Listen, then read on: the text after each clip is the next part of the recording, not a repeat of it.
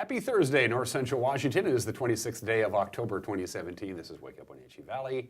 I'm Dan Kuntz. To my immediate left, News Director Steve Hare. Good Thursday to you. And beautiful Thursday to you. Beautiful. Thank you, Ed. Look at like that. I had anything to do with it. Well, look behind us. My gosh, it's a beautiful place. It is gorgeous. I love this weather forecast. I love this weather. It's just fantastic, and the forecast details are coming up. Sunny, just about normal temperatures all the way through into November 1st. This is a huge dome of high pressure. We had that little ridge that kind of in yesterday. We had some unexpected clouds yesterday afternoon. That's gone. And that ridge of high pressure that's going to give us all that sunny and warm weather is the same ridge of high pressure that's down in Southern California. That's how big this dome is. Yeah. I experienced it last week down there. It's still warm and beautiful beach weather. You must have enjoyed that. I did very much. Busy show for you today. In the second half of the show, Captain Edgar Reinfeld will be in here. He actually came down a couple of days ago. We taped the interview. I have a rule of thumb. Whenever somebody from law enforcement wants to come on my program, I say yes because they have the power to arrest me. It would be silly to say no. Well, those outstanding warrants, you know. Yeah, but he won't run my plates. I always, whenever I slide it over, he says, can you run these plates for me, Edgar? He never does it for me. Edgar Reinfeld will be in talking about winter tips because winter is coming up. Unbelievable World Series game last night. Oh my gosh, one for the ages, I understand. I went to bed when it was 3-1. It's eighth baseball. inning, so Yep. it went 11. Yep. The Home run derby. Dodgers were 98-0 leading after 8 innings. Yeah, they don't have that record anymore. These are the Houston Astros, though. Yeah, it was just an unbelievable game. 8 home runs, back and forth. Looks like LA had it in the bag, and then Houston came back and tied it, and then Houston took the lead, and then LA came back and tied it. It was just insane. Yeah. It was a blow-by-blow battle. It was wonderful, and that is why I love baseball, and that is why I love the World Series. It was fantastic. I loved it. Now it's back to Houston. Good luck, Dodgers. Yeah, it's going to be. That was a huge victory for Houston. They needed that one. I think this one could go 7. I hope it goes 7. They're really great. Yeah, I hope it goes. Because they, remember last year's World Series between the Indians and the Cubs was an all-timer. Yeah, all the way down to the extra innings of the 7th game last year. It was phenomenal. Like I was telling you, these Astros are not your grandfather's Colt 45s. Yeah. This is a different team. Why do you keep bringing up Colt 45s? Well, that was their original Yeah, name. that's true. All I could think of was beer. They used to play in the Dodgers division in the National Yes, they did. Yeah. For many, many years, they did. 3 minutes after the hour, we're live from Studio 2 here in downtown Wenatchee. Steve has your news. Of course, our big story looks like they've wrapped up this entire officer-involved shooting out in front of the Albertsons parking lot last July. Prosecutor Doug Shea issued his final report yesterday, and that'll be the lead story. That'll be the lead story. And other things to talk about, too. Steve was a busy guy yesterday afternoon and early this morning because we didn't get the press release till about 4:50 yesterday afternoon. Right. So anyway, we'll have that in just a couple of minutes. So beautiful forecast, beautiful relative. If you like sunny, then you're going to like the forecast. That's coming up. Today in history, sports, and a whole bunch more on this edition of Wake Up Wenatchee Valley. Around the valley we go with the Valley View cameras, and we say good morning to Wenatchee Valley proper. There we go. That's from our Blueberry Hill cam, right? Yeah. Oh, the fat man. We lost Fats. We did. That's a tough one. Did he cram a bunch of living into his life, though? Boy, did he ever. He did. The great Fats Domino. We're going to miss him. We're running out of rock and roll Hall of Famers is what we're doing. There's the Wenatchee Valley. Good morning, Wenatchee. Beautiful day. We're still away from sunrise. It's only 7:04 now, Steve, and the sun doesn't even officially come up till about 7:30. We've had some gorgeous sunrises over the last couple of days. I saw a lot of pictures on Facebook yesterday. Oh, it was flooded with beautiful. Wasn't it? Because we had those high clouds that were reflecting the sun as it came over the bench. Camera number 2, Steve, is downtown Wenatchee from the roof of the Cascadian, looking to the north. And some early risers heading up Wenatchee Avenue. Yep.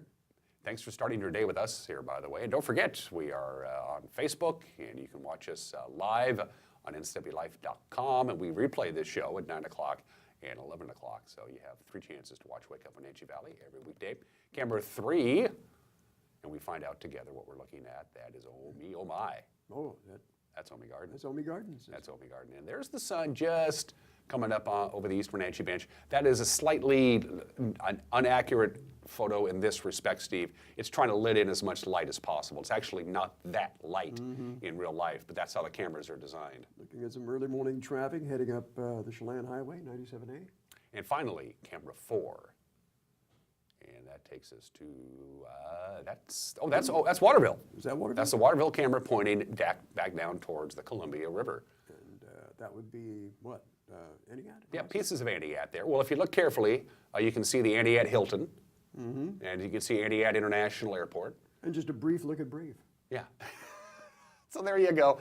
All of these cameras, courtesy of Localtel's Sky-Fi high-speed wireless internet. You can get high-speed internet to your home without having to have fiber. Call 888-8888 and find out if you can get it at your residence or business. 5 minutes after the hour, a lot of news to get to. We have to wait for that because we still have to do a weather forecast, and we'll do this very quickly because there's really not a lot to talk about. Sunny and nice. High-pressure ridge is in charge. It's Except for some foggy conditions, possibly, on the plateau. yeah, they're having it. They're actually having quite a bit of fog in the Spokane area, I've noticed. And in Douglas County And as in well, Douglas as County. we'll tell you, it caused a pretty bad accident yesterday. So we'll have that in the news. Anyway, the forecast is just sunny and nice and mild. You're going to love it. Highs just about 60 until we get to next week. There's your forecast. Because the overnight lows, Steve, with the clear skies, no clouds to hold the heat in, so the overnight lows are going to get chilly, but the afternoon highs are just beautiful. You got to love it. All the way into November, sunny and nice. Yeah, we woke up this morning with Thumbelina on the bed, so it keeps us warm at night. And for the record, Thumbelina is the Steve dog. and Lynette's dog. Let's make that perfectly clear. So there's your weather forecast from the National Weather Service. All right, 6.5 minutes after the hour, we're going to take a quick 1-minute break. The news with Steve Hare is right around the corner. You're watching Wake Up Wenatchee Valley, live from Studio 9 on the NCW Life Channel. Get out of bed.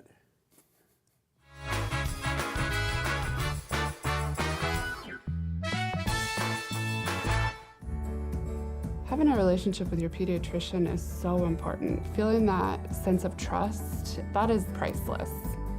I tell everybody about CBCH. I love it there.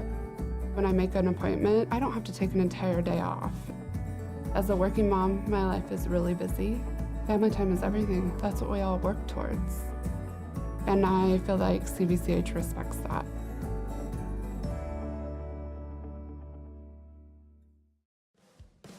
Antique Mall at Cashmere is Trade Dollar Coins' new location. Whether you're in search for coins, currency, gold, or silver, you'll find what you're looking for. From coin enthusiasts to avid collectors, find coins rarely seen from around the world. Whether you're buying or selling or need supplies, Trade Dollar Coins is the place to be. Located in Antique Mall at Cashmere. Open 7 days a week. And now it's time for your local news update with Steve Hare. And here's what's happening on your Thursday morning in north central Washington. Chelan County prosecutor has ruled the July 27th police officer shooting of a Wenatchee man was justified. Doug Shea completed his review of the Special Investigative Unit's final report into the death of Matthew Folden, and he determined that Officer Albert Gonzalez did not act recklessly or negligently, and furthermore, he ruled that there is no indication that the officer acted with malice or did not act in good faith as a police officer. Shea concludes in his review of the case that Folden's actions and failure to follow the officer's orders created the end result. Now, the investigation confirmed that Folden charged Gonzalez with a knife after the officer responded to the Albertson store parking lot. That following several 911 calls describing the knife-wielding man screaming and acting erratically, Gonzalez has now been returned to duty after being placed on administrative leave during the investigation. And in conclusion, Prosecutor Shea said that he would not pursue charges against the officer. Also, we were talking about the foggy conditions yesterday in parts of the state. State troopers blame poor visibility as the cause of a minor injury crash in the Coulee City area yesterday. Happened on Highway 2 about 35 miles east of Waterville when a Canadian man towing a travel trailer collided with a big rig. Troopers say both vehicles were traveling westbound in extremely foggy conditions, as you can see here in the photos provided to us by Washington State Patrol Trooper Brian Moore. Also, a Soap Lake man remains jailed this morning following his arrest on Monday for attempted theft at a Rite Aid store in Moses Lake. Police department there reports that 29-year-old Joseph Montez and his 26-year-old girlfriend, both of Soap Lake, entered the Rite Aid around 7 o'clock in the evening, pushing a baby in a stroller. Now, while in the store, the couple loaded up a cart with merchandise and then attempted to leave without paying. As the suspects were confronted at the door by employees, Montez, who you see here in the Moses Lake Police Department photo, he fled on foot, grabbed some of the merchandise, but he left his girlfriend and baby to fend for themselves, according to the police report here. They caught him, finally made the arrest. Meanwhile, the girlfriend was able to get back in their car, and she fled the scene. She's still at large. Montez had a felony warrant for burglary as well as possession of methamphetamine. In fact, the woman also had an outstanding warrant for theft, and again, she remains at large at this time. Now, interestingly enough, the Creative Writing Award in this story goes to the Moses Lake Police Department for their news release of the incident. And I'm quoting here from that news release. They say here, quote, "While we have been pretty adamant about educating our local thieves to not bring kids with them when they steal, this couple was from out of town and may not have gotten the message." Quoting here from the police department, "For all who are considering thievery, we would strongly recommend leaving the kids at home or just don't steal. That would be cool too," end quote. And a helicopter is set to be used this morning to install a new Chelan County PUD transmission pole located on a steep bank in South Wenatchee. That pole will be lifted into place and installed between 9 and 10 this morning. No traffic will be impacted around that work site. It's located here on the map between businesses on the east side of the 1300 block of South Wenatchee Avenue and the railroad tracks. No power outages planned either. Also, it appears that Wenatchee's shortage of rental housing could be relieved with the possible development of a new downtown apartment complex. Mayor Frank Kuntz said the builder of the Riverside 9 apartments is interested in developing the old city-owned parking lot on South Mission Street, and they want to turn that into multifamily housing. So we have an option here to put another 170 units, in our downtown business core, which I think would do great things for downtown businesses. So we're excited for the opportunity. Don't know whether we'll get it to the finish line in terms of whether or not what the costs to build this are going to be. But we're excited for Widener for being here. They love our city. They're a major developer. Meanwhile, the City Council will take up the matter at tonight's meeting. Widener Apartments Director of Public Relations Gregory Cervana talked about the company's plans at a Port District presentation back in September. Hope to bring state-of-the-art techniques and furnishings and fittings to those apartments. We'll have a full rich amenity package in each one of them, and as new construction, we hope to be able to meet an unmet need in the marketplace. And so we're excited about this. We think it's a good thing for each one of these markets, and we look forward to doing more. And again, the Wenatchee City Council meets tonight at City Hall. That meeting kicks off at 5:15. Well, the Relay for Life 2018 kickoff party was hosted last night at Colonial Vista. Annual event is in its 28th year, raising funds for cancer research and remembering loved ones lost to the disease. NCW Live's Jay Seebeck spoke with Callie Klein and Shauna Alzheimer about the upcoming year and what Relay for Life means for them. Relay for Life, that those that don't know, it's a 15-hour event here where we walk around the track, and the whole purpose of it, besides raising money, is to bring awareness to the battles that people go through when they're dealing with cancer. So we're up all night, we hurt, we're hungry, we're cold. All of those things are things that cancer patients go through. It really brings the community together, and the whole purpose is to celebrate those survivors that are still fighting, and then also to remember the loved ones that we've lost. We always start off the event too with our survivor lap, which is probably one of the neatest things also, seeing that group of survivors and their caregivers walking around the track for our very first lap, just reminding us all that there's still battles being fought every single day from people. Relay is a fundraiser. It's actually, the event itself is kind of more of the celebration of everyone's year-long process of fundraising and working towards this goal. So it's kind of more of the celebration of that. Again, great event that everybody should partake in, and certainly it's a good cause, cancer, finding a cure for cancer. So Dan, big day ahead? Okay. Big day ahead. I'm still recovering from last night's World Series game, so I'm kind of glad they have the day off today. Yeah, 'Cause yeah. That was just a roller coaster. And of course, now I'm punky because I went to bed late because I watched every pitch of the game. It was a phenomenal game. Don't forget the news with Grant Olson comes your way at 5 o'clock, 6 o'clock, and 10 o'clock tonight. And don't forget, you can get in touch with us any number of ways. Follow us on That's right. Twitter, like us on Facebook, go to our website. We're here to serve you guys, so this is as much your station as it is ours. That's right, and follow us on our website at ncwlife.com. And in fact, I just posted the story about the officer-involved shooting and the prosecutor's report. We have also posted the actual PDF of Prosecutor Shea's report on that Fulton shooting. So go to ncwlife.com for that and all of your local, regional, and statewide news of interest. And when you read that report, you'll see most of the names have been redacted, and there's Yes. a reason for that.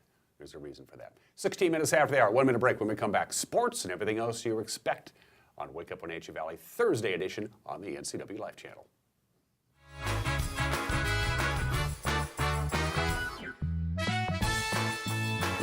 Bay Equity Home Loans in Wenatchee, serving all of North Central Washington. We make it our priority to learn all about your financial needs. Whether you're buying your first home, refinancing, or want a reverse mortgage, our mortgage professionals are ready to guide you through the loan process. We have a wide variety of loan products to fit your family's needs. Call Bay Equity Home Loans of Wenatchee today for your pre-approval. 509-888-0466. Hey folks, Carrie from Blueberry Hills. A chill is in the air and it's a perfect time for some old-fashioned comfort food like our amazing Eggs Benedict, chicken fried steak, French dips, soups made from scratch, or fruit pies fresh from the oven. The crowds might be gone, but we're still here for you folks. So bring an appetite and a friend to Blueberry Hills in Manson, where you pick, you sit, you eat, and you visit. Open Wednesday through Sunday from 8 to 3. wildaboutberries.com.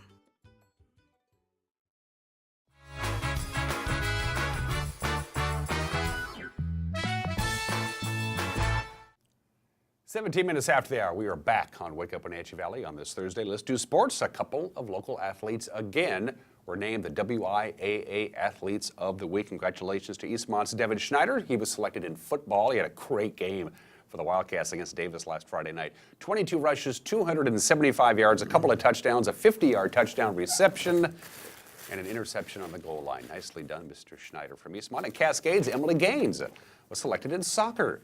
Gaines finished the week with 4 goals, 5 assists in 2 games for the Kodiaks. She also played extremely well in her midfield position with 23 steals. Okay, the Les Schwab prep scoreboard from last night looks like this. In volleyball, Antioch knocked off Wilson Creek 3-0, and Chelan no problems with OMAC in volleyball on the Les Schwab prep scoreboard. Here's your prep schedule for tonight. Chelan is at OMAC in soccer. Eastmont is at Eisenhower to take on the Cadets. On the volleyball court tonight, Eastmont will be celebrating senior night. As they wrap up the regular season, Eisenhower is in town. The two teams tied for third in the Big Nine standings. A win tonight for the Wildcats means a play-in game next Wednesday at home against Davis. A loss would also mean a play-in game at home, but against Moses Lake instead. Eric Granstrom and the NCW Life cameras will be there tonight to tape the game for broadcast at a later date. We'll have highlights tomorrow morning on this very program. Speaking of highlights, we got highlights from last night's Wenatchee Wild game. They were up at the South Okanagan Event Center looking for their first ever victory in that venue. Here are the highlights with our checker. Backhand dish gets broken up. Here comes Owen Sillinger. He's in, he shoots, and he scores.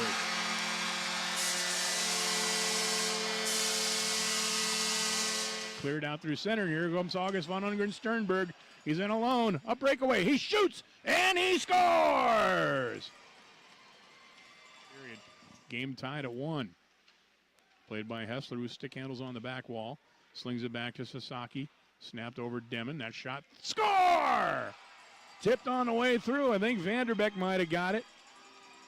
The Wild working it around the perimeter. Sasaki sent it over to Demon at the left point. And the crisp wrist shot about waist high. Maybe it was Stratton that got it, but it was definitely tipped on the way through. Shot from a tough angle.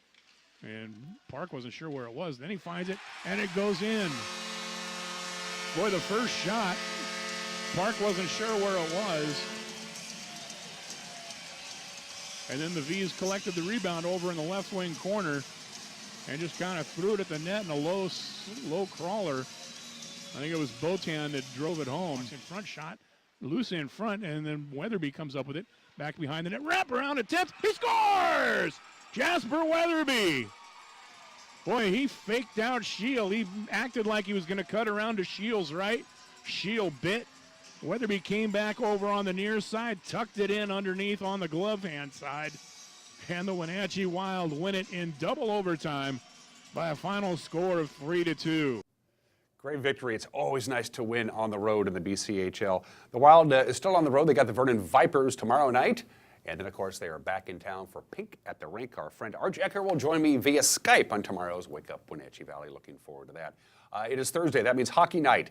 And tonight features the Wild game against Merritt from a couple of Saturdays ago. It begins with the Call of the Wild in Clarkie's Corner at 7 o'clock tonight right here on the NCW Live channel. I can't really explain how last night's second game of the 113th World Series went. It was just insane. It was great. It was fantastic baseball. There's your Les Schwab scoreboard. The series is tied at 1 game apiece. Game 3 tomorrow in Houston. 21 minutes after the hour, the obscure holiday of the day today. It's October 26th. It's National Pumpkin Day. What a versatile squash it is. Pumpkin pie, of course, my all-time favorite. Pumpkin bars, pumpkin cookies, coffee, cheesecake, pasta, oatmeal. You can carve a jack-o'-lantern. The #1 state producing pumpkins in this country, Illinois. Did not know that. Illinois produces more pumpkins than any other state in the Union. It is National Pumpkin Day on October 26th. And at 22 minutes after the hour, let's do Today in History. A few events caught my eye. Today is the anniversary of the gunfight of the OK Corral. Happened on this date in 1881, representing the lawmen Virgil Earp, Wyatt Earp, Morgan Earp, Doc Holliday, and Johnny Behan. The Outlaw Cowboys, the Clanton brothers, Ike and Billy, the McClory brothers, Tom and Frank, and Billy Claiborne. The final score, Lawmen 3, Cowboys 0. The gunfight of the OK Corral took place in Tombstone, Arizona on this date in 1881. In 1965, 52 years ago today, Queen Elizabeth invested the Beatles with their MBEs, members of the British Empire. To calm their nerves before the ceremony, the Beatles smoked marijuana in one of the restrooms at Buckingham Palace. So they're smiling for more than one reason in the picture that you see here. Today marks the anniversary, the 40th anniversary of the eradication of smallpox, one of the great vaccination success stories of all time. The World Health Organization and the Centers for Disease Control and Prevention marked this day as the day that smallpox was eradicated from the planet. One of the most spectacular successes in vaccination history. And it was on this date in 1996, an unforgettable night for me. The New York Yankees win their 23rd World Championship. They defeat the Atlanta Braves 3-2 at Yankee Stadium. For me, being a Yankee fan, it had been 18 years since we won the World Championship, and my friends celebrated with me. We're all watching the game together. They poured champagne over my head. One of those days I will never forget. It was good to be back. And I had that warm glow about my Yankee victory for a long time. It's amazing how that can work. 23 minutes after the hour, birthdays for this October day. Hillary Clinton. Hillary Clinton is 70 years old today. Of course, the former senator from New York State, Secretary of State, First Lady of the United States, Hillary Rodham Clinton is 70 years old today. This was a request by one of my coworkers who just thinks Dylan McDermott is dreamy. That's the word that they use. There's Dylan McDermott. He's 56 years old today. The Practice was where he really made his mark. A great, great show. Also on American Horror Story, Dylan McDermott is 56 years old today. And Australia's favorite country singer, Keith Urban. He was actually born in New Zealand. He holds residency in both Australia and the United States. The singer-songwriter, very good guitarist, and 18 #1 hits on the country charts. Keith Urban, happy birthday to Keith. He's 50 years old today. 24 minutes after the hour. Don't forget Captain Edgar Reinfeld from the Wenatchee Police Department on a pre-recorded interview will be coming up in the second half of the show. Some great information from Captain Reinfeld. Before we get to that, everyone is entitled to Mike McNally's opinion. That's 2 minutes away. You're watching Wake Up Wenatchee Valley on the NCW Live channel.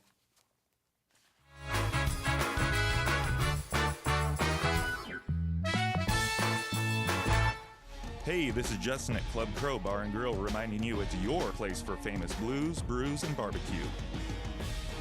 We are your one-stop bar and grill, serving breakfast, lunch, and dinner 7 days a week.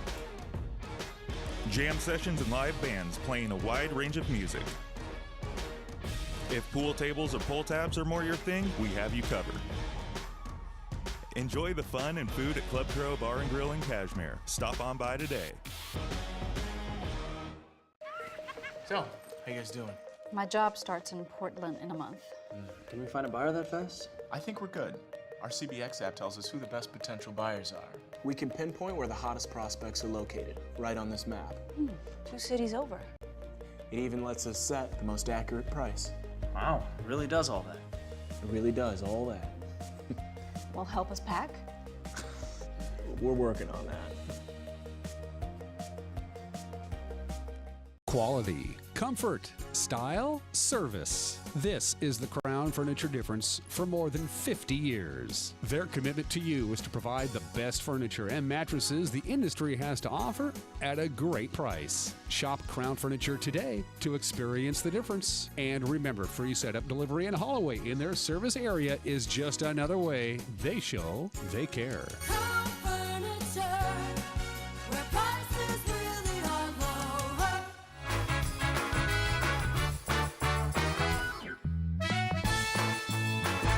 This is Mike Mad Dog Magnotti, and everybody is entitled to my opinion. Now, we're big in this country on self-defense and things like standing your ground. Well, although I do support our right to defend ourselves, I don't think this concept translates to retaliating against someone whenever somebody else insults or hurts you. Now, remember, you 75% of us Americans who call yourself Christians, now the big boss told us we're not supposed to resist an evil person. If somebody smacks you on one side of the face, let them smack you on the other. Now, basically, this means that just because somebody hurts you doesn't mean you have to descend to their level. And just because somebody treats you bad, it doesn't justify you doing the same. Now, this is Mike Mad Dog Magnotti, and that's my opinion.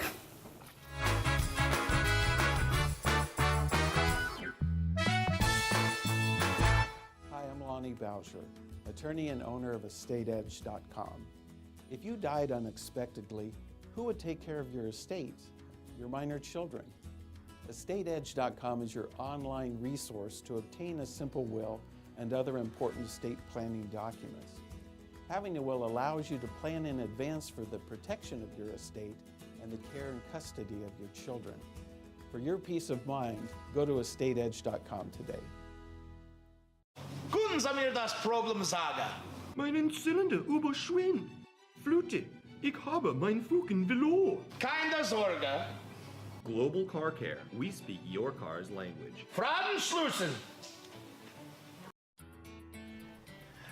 Hey, you.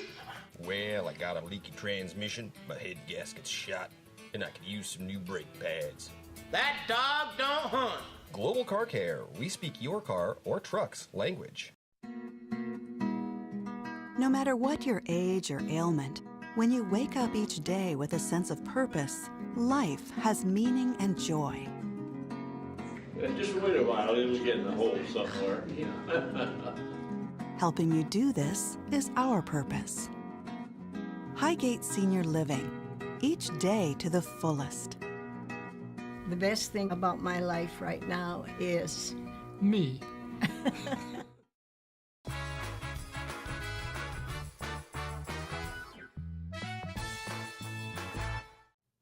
Welcome back to this Wednesday edition of Wake Up Wenatchee Valley. I am Dan Coons. Whenever Captain Edgar Reinfeld of the Wenatchee Police Department calls us up and says, "Can I appear on your show?" I say yes, because this gentleman has the power to arrest me.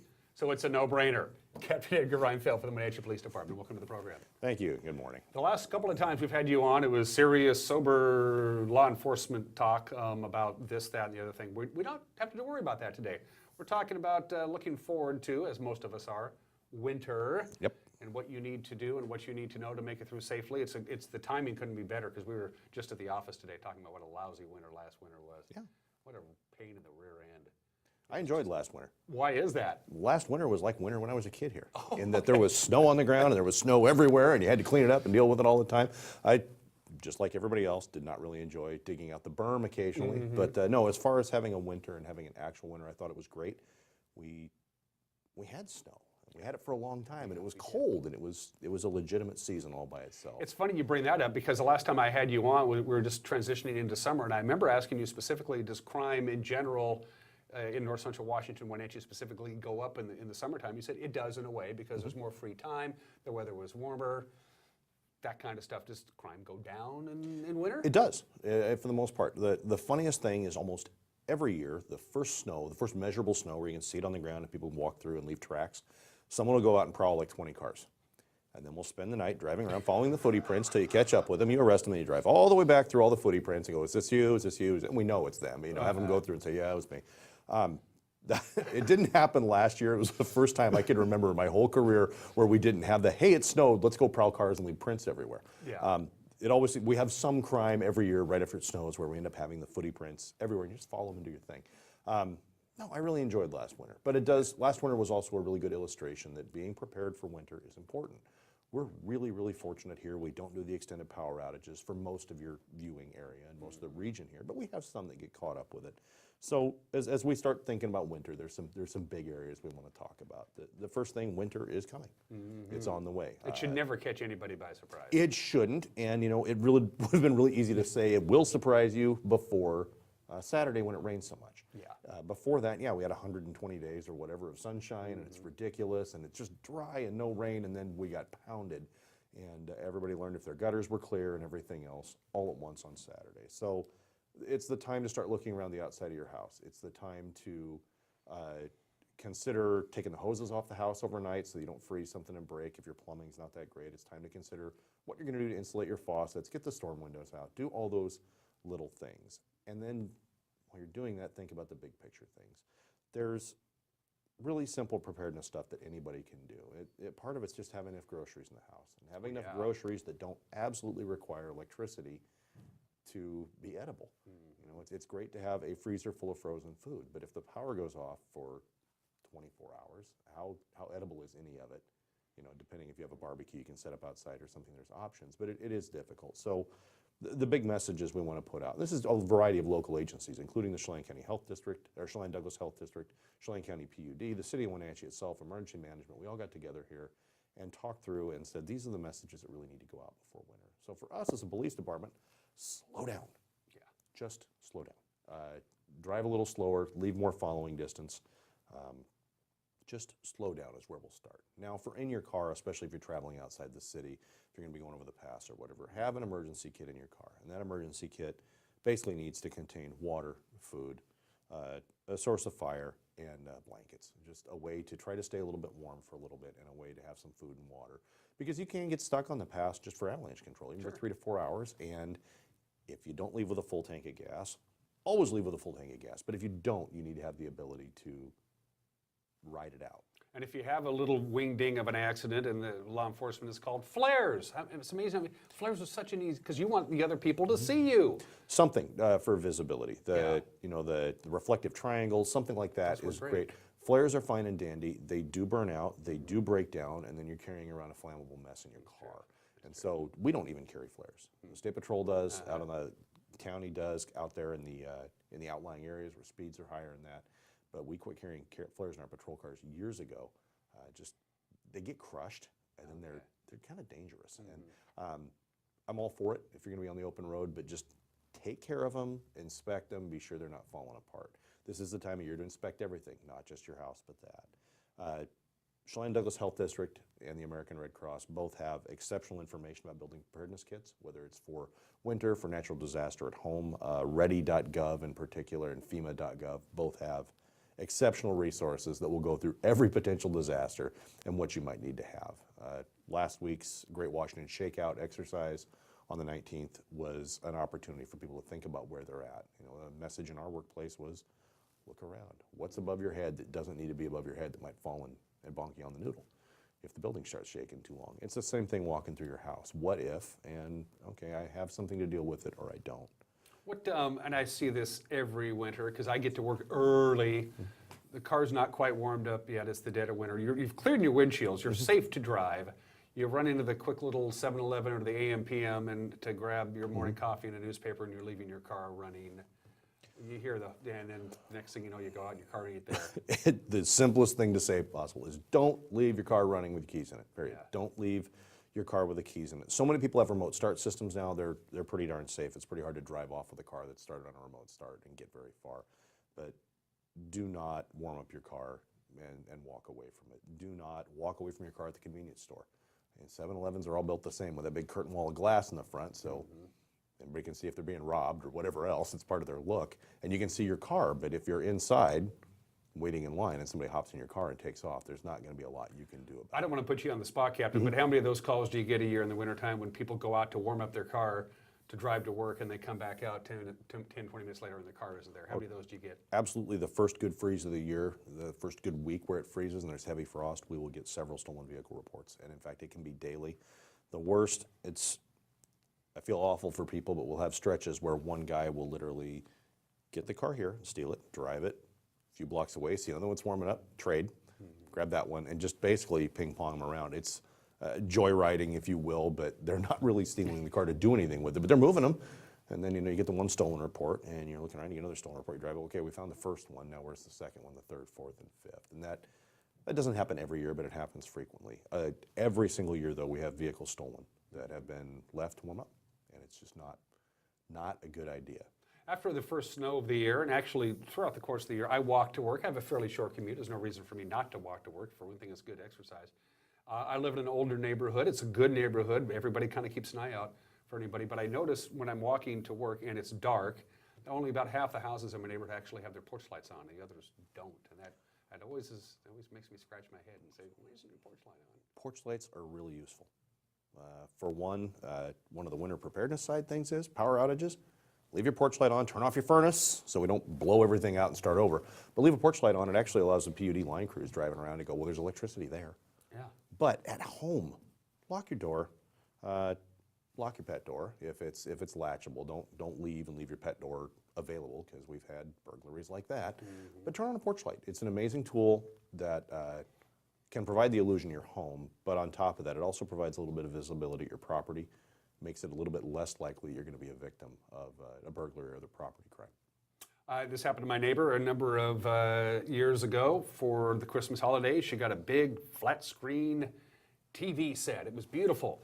And she put the big box that it came in the alley for the garbage people to come, and her house got broken into and her TV got stolen, and the guy admitted, well, I was walking through the alley and I saw, hey, they have a nice plasma flat screen TV, brand new. I think I'll go steal it.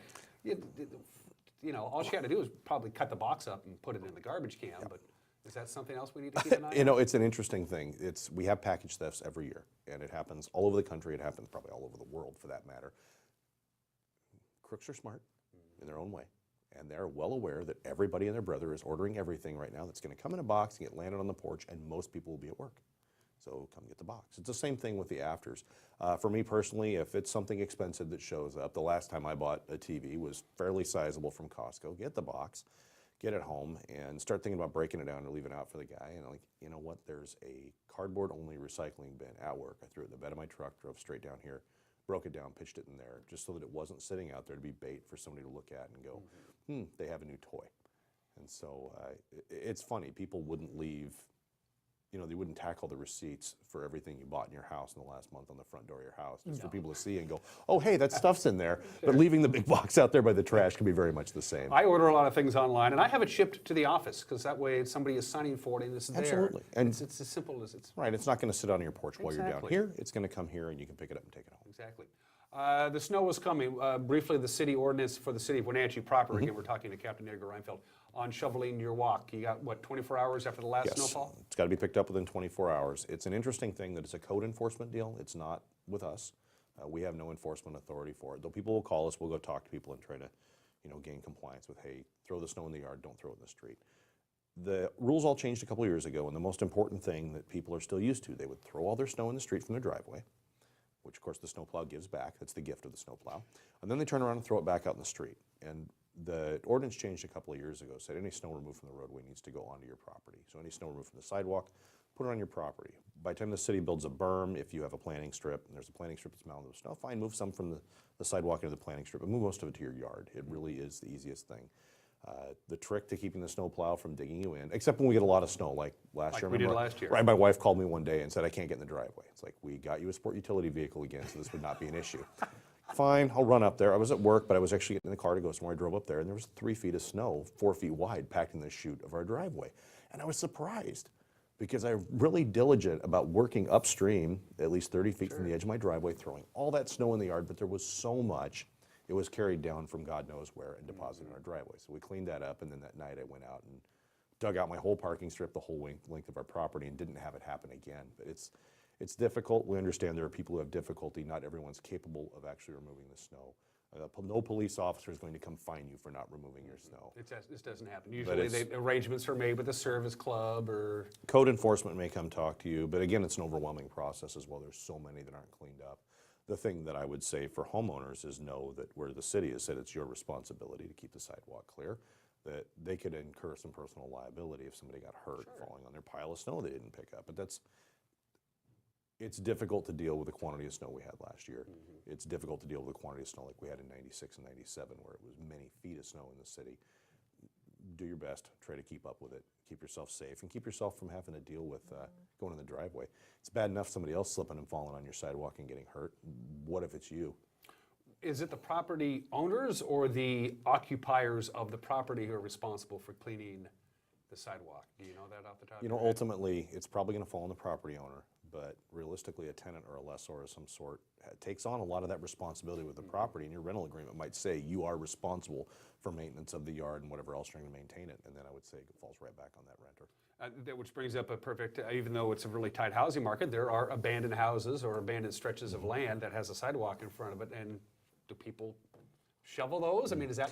I've seen it. Yeah. Nobody lives in the house, and so the walk hasn't been shoveled. Yeah, and that's a whole nother problem where we have a long-term vacant residence or the commercial property that's not developed or not being utilized, and it doesn't get taken care of. And sometimes the owners are very absentee. Sometimes it's even hard to determine ownership. And where code enforcement's going to come down on that has to do with their process. You talk about residents have, after the last snowflake falls, 24 hours to clean out their walk. What about commercial business and that kind of zoning? It's basically the same rules. It's the same thing. Okay. We're going to take a quick break. We're talking with Captain Edgar Reinfeldt of the Wenatchee Police Department. When we come back, more about being prepared for winter. Don't let last winter get you down. No. You can just be prepared and be ready to go through it. We'll talk about more with that with Captain Reinfeldt when we come back. You're watching Wake Up Wenatchee Valley on the NCW Life channel.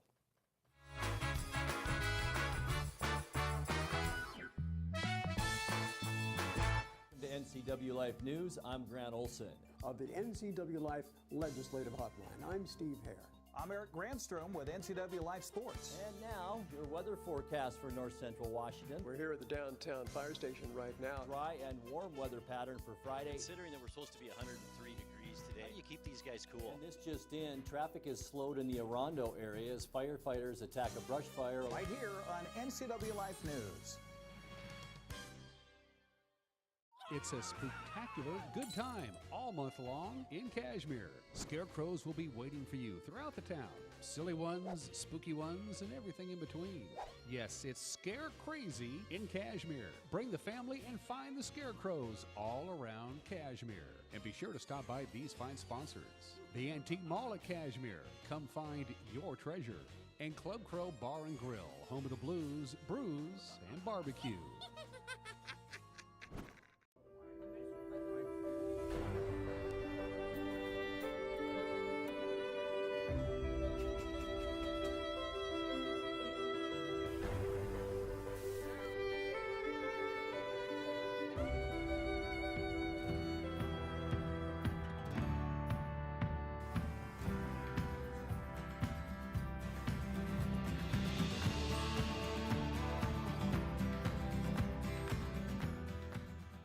Join us for Street Talk and Other Stuff with Mike Magnotti on the NCW Life channel.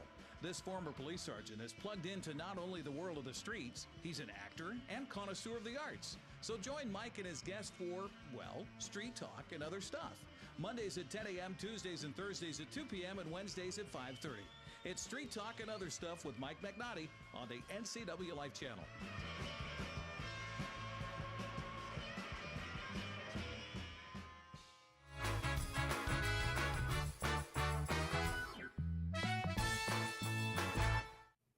We're back on Wake Up Wenatchee Valley. Dan Kuntz alongside Captain Edgar Reinfeldt from the Wenatchee Police Department. From the law enforcement standpoint, what do you guys do? Say your cruisers, your rigs, is it off with the tires and on with the studs? What are you guys doing? No studs. Oh, no studs. okay. Stop buying studs. Studs have very limited applications. They were 15 years ago was a totally different story. Tires were different, they weren't as good. Now, we have not used studs on patrol cars the entire time I've been an officer. For 13 years, I've never had studded tires on a patrol car. We have a studless snow tire that's, now it seems like ours might be a Firestone, I think. But it gets you where you need to go. Absolutely, no, they're tremendous. Yeah. They're great.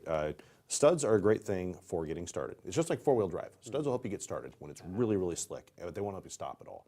Last winter, we actually went to a collision, 2 years ago, went to a collision up on Skyline that was a head-on and then a bunch of guardrail. And you could see they had been up there. There'd been a little bit of freezing rain. It was a pretty good bit of black ice and some like sheet ice, but 85 feet of straight line skids with the studs where they had applied the brakes, and the tires, the rubber wasn't making contact with the road. The studs were, and they just slid for 85 feet until they hit another car head-on and bounced off the guardrail. Thankfully, very minor injuries only. But it was just this textbook example of this is what studs do when it's really, truly slick. In soft, mushy snow, they're great. In compact, they're really good for getting you started, but they don't really help you stop. So yeah, we use a studless snow tire. Modern rubber compounds make it possible and make it amazing. And the good thing is, if you don't get them off April 1st, you're not catching a ticket for us. Absolutely. Absolutely. You're not dealing with any of those issues. And studs rip the heck out of the asphalt and the pavement. They do really shred the road. They do a lot of damage. They tear it up badly. Yeah. So do the guys get a fight over who gets to take one cruiser out in the wintertime, or are they all pretty much the same? No, we have more than half our fleet now is all-wheel drive. Okay. And everything we buy going forward will continue to be all-wheel drive. The Crown Vics were kind of a debacle to drive in the winter. You got really good at driving a rear-wheel drive car in the snow, but mostly we'd end up with, we'd put 2 sandbags in the trunk, and somebody would say, well, it's still not working well enough, so they put 2 more in there. I think the one spring, we took 400 pounds of sand out of the trunk of the car, which never should have been in there, because if people just kept stacking them in there, I look and go, why? What? Don't do this. It's not good for anybody. But with our Chargers and our Ford, the Interceptors, they all do very well. And modern traction control, too. The Crown Vics never had it. All of our vehicles do now. And it works fine with the studless snow tires. Guys drive the all-wheel drive fleet first when the weather gets bad, and the two-wheel drive ones kind of sit aside, but we're down to only 4 rear-wheel drive patrol cars. Everything else is all-wheel drive. It also helps that Wenatchee's a fairly compact city, not a lot of hills, so it doesn't take a long time to get from point A to point B. It doesn't in general. Certainly, we would advise everybody. I don't know why people drive down Spokane Street right after it snows. No, it's just it's waiting a to bad go idea through. between Mission and Wenatchee Avenue. Please go around. I think we barricaded it like 7 times last year to say don't use it until it settles, until we get it cleaned up. But I just personal risk management. You want to call it look before you leap, plan ahead, whatever you want to call it. Take 1 second and say, I think I'd like to keep my car from being bent today, and let's not go there. And keep in mind, if you go 1 block in another direction, that although it's downhill, it's not nearly as steep as Spokane. Exactly. Spokane is very steep. Spokane is extremely steep right there. You have a couple more points you wanted to make about We winter do. preparedness. Go ahead. Just the last stuff about winter preparedness is just think ahead just a little bit. And it's not, you don't have to plan for an absolute disaster, but buy your snow shovel now so you're not fighting over it. If you want to get a snow blower or some sort of little plow device, buy it now. It'll be a lot cheaper in the spring, but it's a little bit too late. And if you wait until the first time it snows, you're going to be deep in it. Buy your ice melt now. Do all that stuff right now while you're thinking about it. So the day that it happens, you're not freaking out. Get the window scraper out now, see if it's busted, buy a new one. Just do all that stuff in the next couple of weeks before it comes, and you'll be a lot happier. One little tip, and I learned this a couple of years ago, if you keep once the snow comes, if you keep your snow shovel inside and it's warm, the snow slides right off of it. It just, it's a beautiful thing. Yeah. If it's already cold, it has a tendency to stick to the Can bind up deal. together, yes. Had a very unique opportunity. My good friend and I, Steve Hare, had a chance to tour the 911 Dispatch Center, the Rivercom 911 Dispatch Center, which of course is above your offices. Yes. Talk a little bit about the first line of defense. These folks are so good at what they do, aren't they? Absolutely. The dispatchers. No, my first job in public safety was as a dispatcher. I was a Rivercom employee for 4 hours. But no, I was a dispatcher for Wenatchee Police Department and did Wenatchee Police and then fire and medical in Chelan and Douglas counties for 2.5 years, starting back in 1999. When Rivercom opened, the Fisher fires happened that first couple of weeks. I was working for Public Works and pending hire at Wenatchee Police as an officer, and they called and said, can you come answer phones? So I got to work in Rivercom for 4 hours. So I was a Rivercom employee briefly. People, it's difficult to understand without actually sitting in there.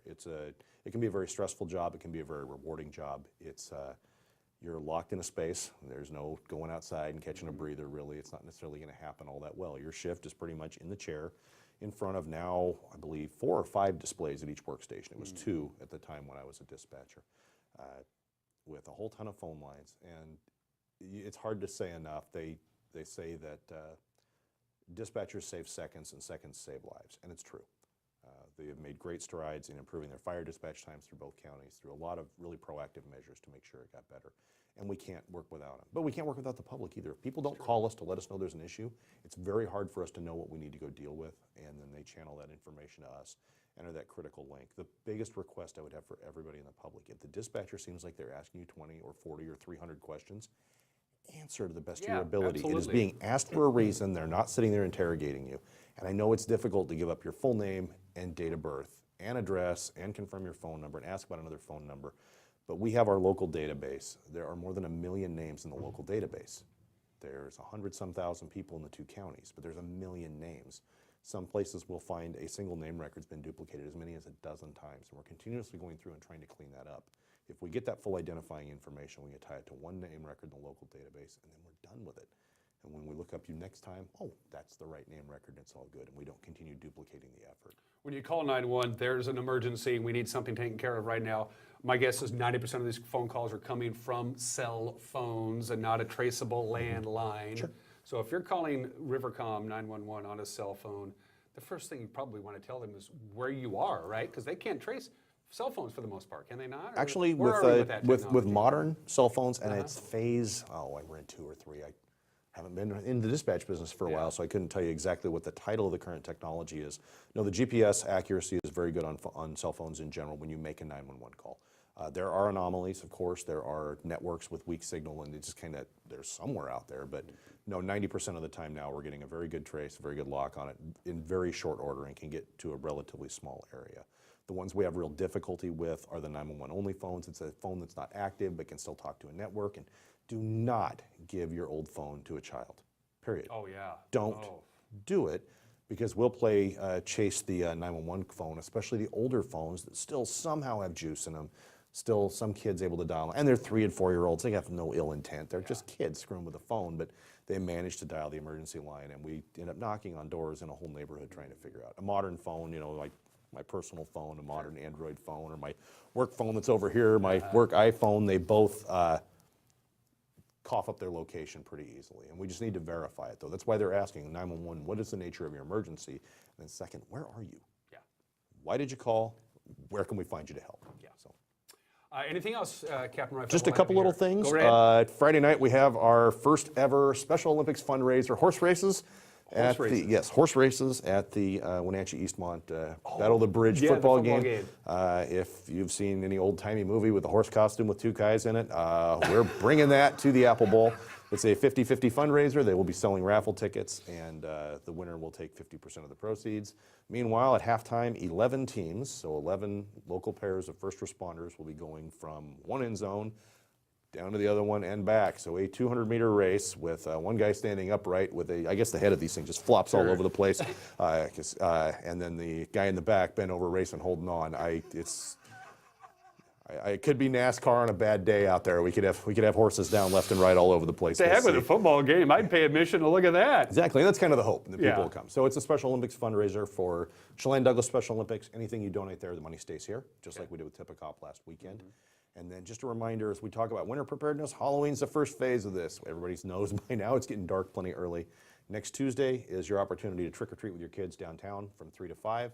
The street will be closed. Wenatchee Avenue will be closed from Orondo to 2nd Street. And in those 3 blocks, we're going to have vehicles from Wenatchee Police, Chelan County Sheriff's Office, Chelan County PUD, City of Wenatchee, Waste Management, Chelan County Fire District 1, Ballard, and Lifeline. So we'll have an experience for kids to go see emergency and construction vehicles all up and down the street, in addition to the 32 businesses that are actively participating with trick or treat time. It goes from 3 to 5. There are events that follow at Pybus, at the Convention Center. So it's an opportunity to get the kids out in daytime, see us, get stickers, get candy. Completely safe. Safe environment, free. Streets are closed. Come down there and you can get your kids done in daytime and maybe not be chasing them around after dark. If your kids are going out after dark, though, please, please, please have some reflective element on their costume and a light of some sort if at all possible. Flashlight is a great idea. Yes. And if you're in a neighborhood and the porch light is off, that means skip over to the next house. Yep, that is the best practice. Some people just don't want to deal with it, or they're just not home. Yeah, that could be. You may be aggravating their animals or confusing whatever else. Here, like this. The number one pizza day that Americans order out pizza to be delivered is Super Bowl Sunday. Yes. Number 2 is Halloween. Halloween is the second busiest day for having pizza delivered to your house. Because I don't know why, it just is. You gotta stay home and deal with the little munchkins that come through the neighborhood. There you go. Yes. Captain Edgar Reinfeldt from the Wenatchee Police Department. Good stuff, I appreciate it. Thanks, Dan. Look forward to seeing you Friday night at the football game. I think I'll be there. Good. That's what I'm not gonna be in a horse costume, however. I'm an oaf by myself. I don't need to be tied to somebody else in a suit. Wake up Wenatchee Valley on the NCW Live channel, live from Studio 17. We'll be right back.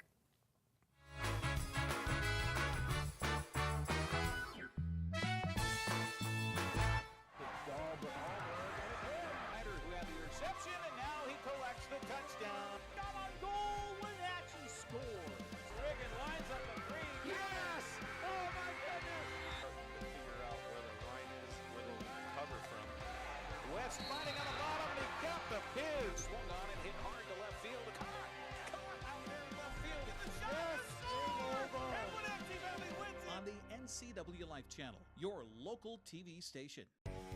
When it comes to tough, versatile workhorses, nothing compares to Kubota's full line of RTV Series utility vehicles. Engineered to last and designed to deliver, Kubota's RTVX Series doesn't just lead the way on rugged dependability, it leads the pack. From big jobs to small projects and daily chores. Choose from America's top-selling family of diesel utility vehicles to help you do it all. The Kubota dealer in North Central Washington is Valley Tractor and Equipment in the Baker Flats Industrial Park, East Wenatchee.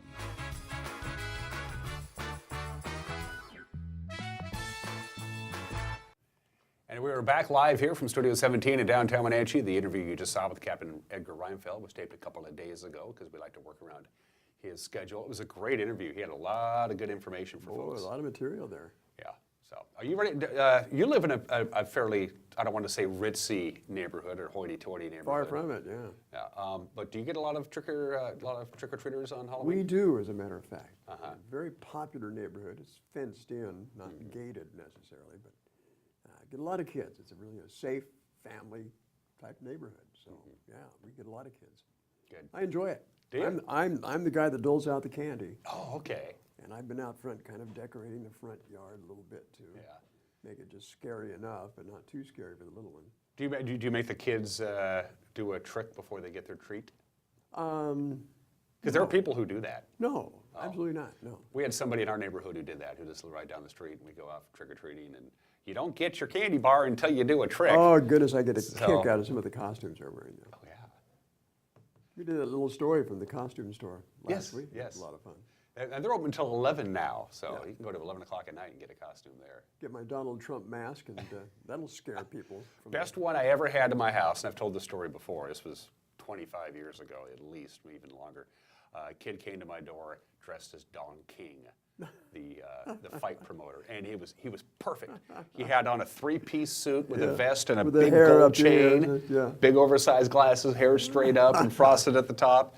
I gave him all the candy I had. I said, I don't care who else is coming to my house. You win the costume contest, and I wasn't even holding one. Best one I ever had. I was thinking about going as Don West this year. Yeah. Oh, really? Yeah, with a foghorn, you know, for a voice. Yeah. What is the right age to stop trick-or-treating? I mean, you shouldn't be out there at 34. Why not? Yeah. I think it's open to everybody myself. Yeah, it's got to be a cutoff age. I don't know. Here's a tip, though, kids, if you're watching this program. Go trick-or-treating on November 1st because all the houses still have all the leftover candy. And then here you go, just take it all. I don't have to worry about it anymore. Real quickly, Steve, stories we're working on for the news at 5. Well, first of all, we've received word that Chelan County Superior Court Judge Chip Small is going to be stepping down from the bench starting in February as he retires. He's the second judge now to retire. Alicia Nakata announcing her retirement at the start of the year. So, Governor Inslee is going to be busy appointing 2 new judges to the Chelan County Superior Court bench. And the Chelan Douglas Bar Association is going to be busy as well, vetting those candidates because they always participate in that process, and they'll pass some recommendations. Yeah, they'll pass along some recommendations. And then, if you're one of those hunters in Chelan County that kind of went zilch as far as the deer hunting season is concerned, you're not alone because we talked to some Fish and Wildlife officials about the deer season, which is ending. And they're saying the Chelan County's herds were pretty much decimated by last year's winter. We'll have those stories and more of the news with Grant Olson at 5 o'clock tonight here on the NCW Life channel. Art Checker, my guest tomorrow. Have a great Thursday. Take care. Bye-bye.